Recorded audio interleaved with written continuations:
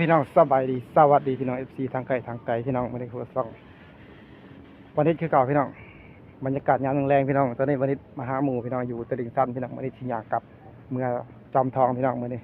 ตอนนี้กำลังค้าย่างกลับพี่น้องเดี๋ยววันนี้ที่ถ่ายบรรยากาศไปที่พี่น้องเบิ่งพี่น้องนี่พี่น้องบรรยากาศกลางป่าอยู่คลองน้ำพี่น้องทางน้ำที่เป็นคลองน้ำเหมือนวันนี้ทับจะไปดีที่เป็นทางย่างไปนี่พี่น้องนี่วันนี้ย่างพี่น้องเดี๋ยวไปกันพี่น้อง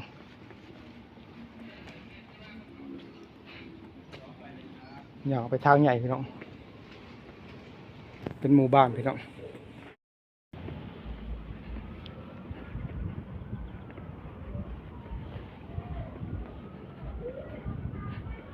ทางเขามันจะเป็นหมู่บ้านเข้าบ้านเขาพี่น้อง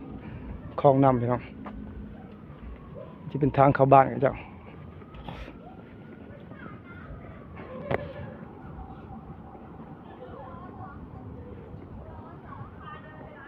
แถวนี้เป็นป่าอันนี้เป็นหมู่บ้านพี่น้องออกถนนใหญ่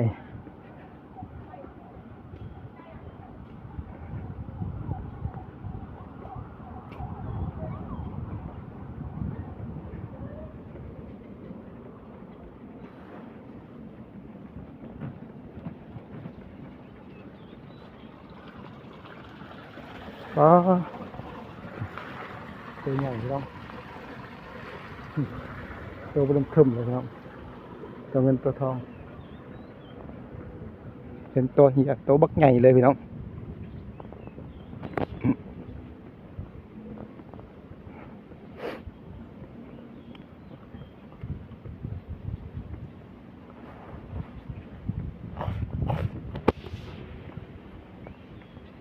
ปลาลายพี่น้องปลาโคตรลายเลยไปพี่น้องไปกันพี่น้องย่างกันไปเรื่อยๆบรรยากาศเงียบเงาพี่น้องแต่อยู่พี่น้องแบบนี้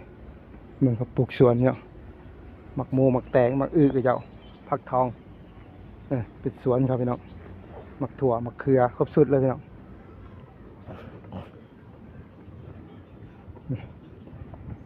อยากออกไปนี่กว่าจะออกถนนใหญ่ไกลเติบเลยพี่น้องไกลไปเลยเด้โ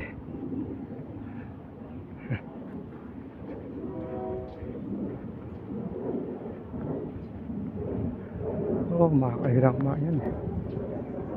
หมากนั่นพี่น้องกินได้ป่ะนี่หมากโอ้ยผักหนอกชมมึงผักหนอกพี่น้อง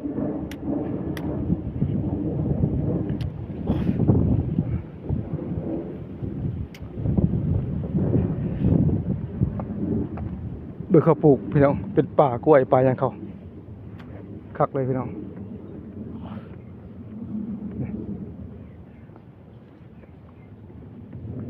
คือเลี้ยงไก่ตีทีนี้เขาชื่อเลี้ยงไก่ปีก่อน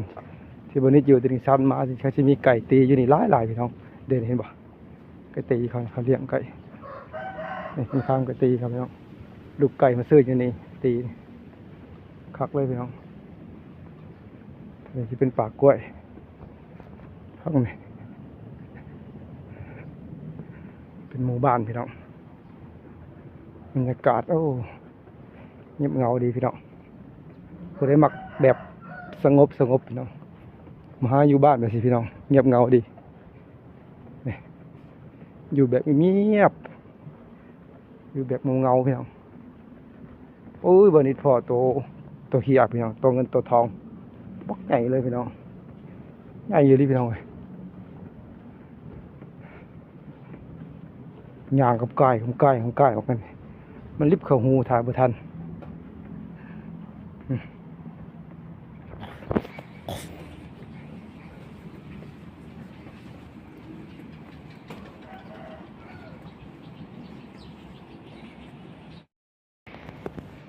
บรรยากาศก็สิเงียบเงาเลยพี่น้อง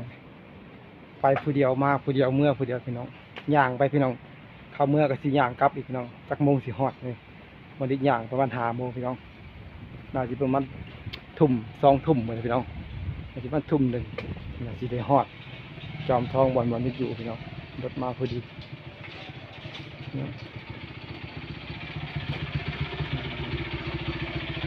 ไปเข้าบ้านเขาพอดี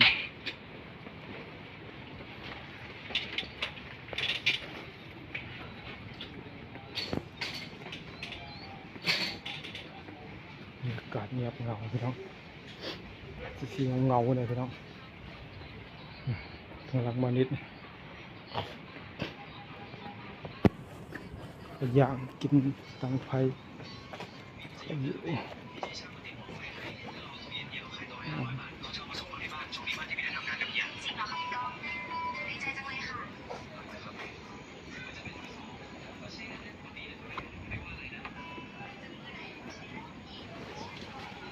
ไกลเด้อพี่น้องบ่ฮอดง่ายเด้อพี่น้อง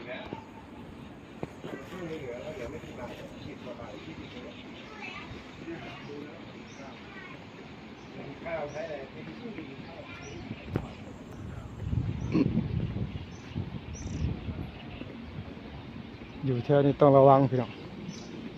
มีงูพี่น้องงูลาย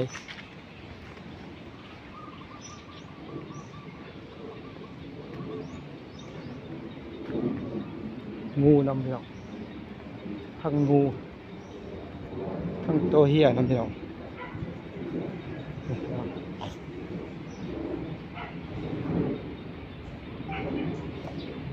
อากาศป่าเย็นดีเย็นดีต้นไม้ธรรมชาติวันนี้จะเป็นคลองน้ำคลองน้ำเป็นคลองน้ำไปเส้นไหนไปเส้น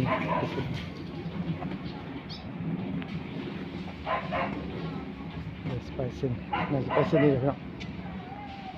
เส้นนี้แล้วออกเส้นนี้เลยพี่น้องนี่โอเค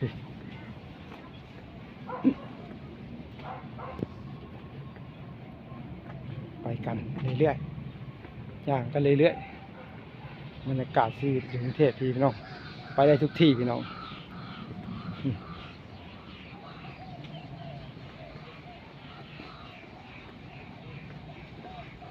สุดไปก่อนซุ่มน้องพี่น้องซุ่มน้องมานิดเห็นงานอยู่แถวนี้พี่น้องมีปั๊มอยู่ในงานลังรถอยู่นี่พี่น้องหลายปีเลยพี่น้องนี่มีร้านลังรถอยู่นี่ซุ่มน้องเห็นงานอยู่นี่พี่น้องเห็นงานอยู่แถวนี้แล้วพี่น้องสมัยก่อนมีปั๊มอยู่นี่ปั๊มนึงปั๊มลังรถอยู่ในปั๊มแก๊สนี่พี่น้องซุ่มน้องแต่ว่าเขาหย่าเขามาสิหย่าพี่น้องเขาไปอยู่ใช่เขาใหญ่ร้าน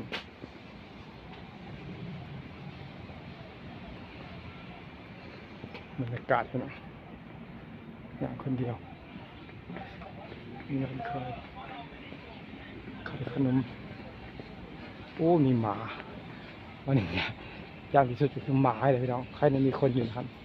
อันตรายที่สุดมีหมาก็ยันหมาเลยพี่น้องตัวอันตรายเนี่ยมันกัดขาพี่น้องหมาเนี่ยเอาน้ำเลยพี่น้องเห็นบอลมันยืนอยู่พี่น้อง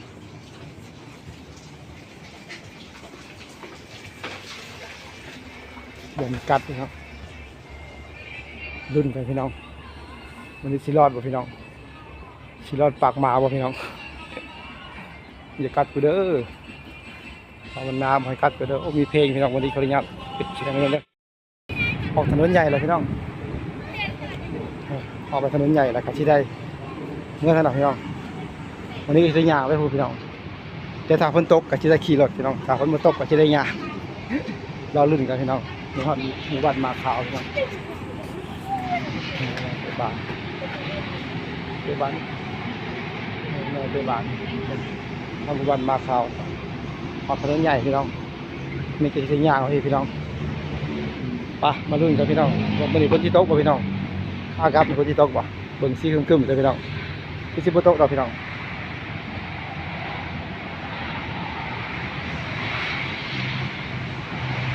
ที่เข่าเลยพี่น้องเดี๋ยววันนี้สิหาในกินเลยนะหาในกินกันได้โทรถามร้านกันว่าร้านกินข้าวเลยวะหาในกินบ่ นี่มันจะพี่น้องไปกินเซเว่นพี่น้องช่วยใกล้ๆเลยร้านทอดเลยบ้านเลย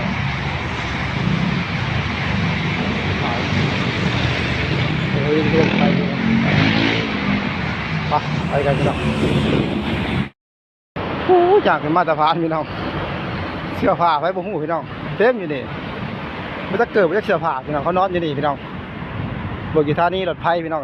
อยู่ท่านี้รถไฟตลิ่งชันพี่น้องพี่น้อง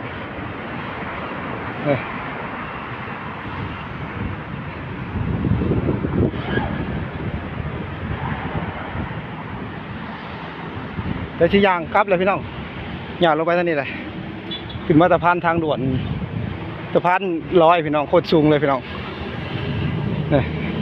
ชีวิตรถไฟแล่นอยู่ใต้นี่พี่น้องรถไฟคันแล่นไม่บอกกันนี่โอ้โคตรเจ้าเลยพี่น้องบักเงาเลยบอกกันนี่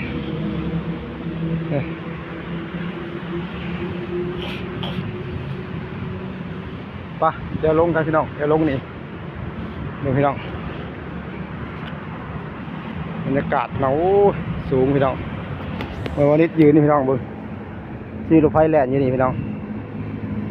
รถไฟคนสิงค้าพี่น้องเนี่ยสูงเลยพี่น้อง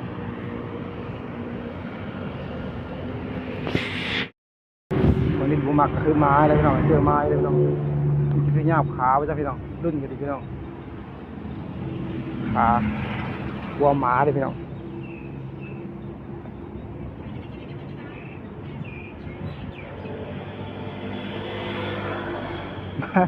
หมากลัวหมาเลยพี่ป้าครับหมากัดไหมครับคุณครับกลัวเลยพี่น้อง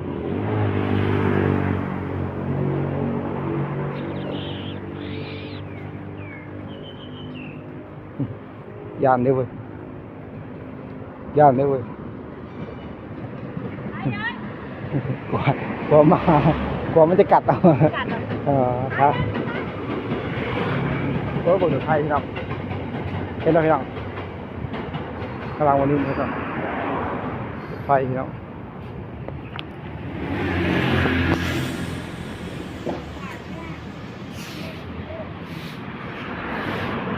เขียวรถพี่น้อง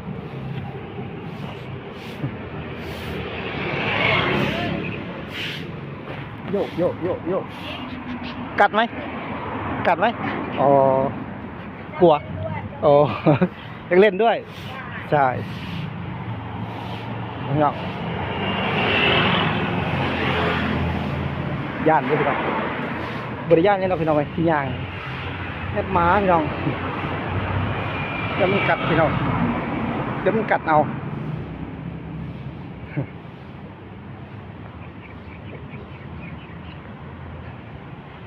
ไปเรื่อยๆพี่น้อง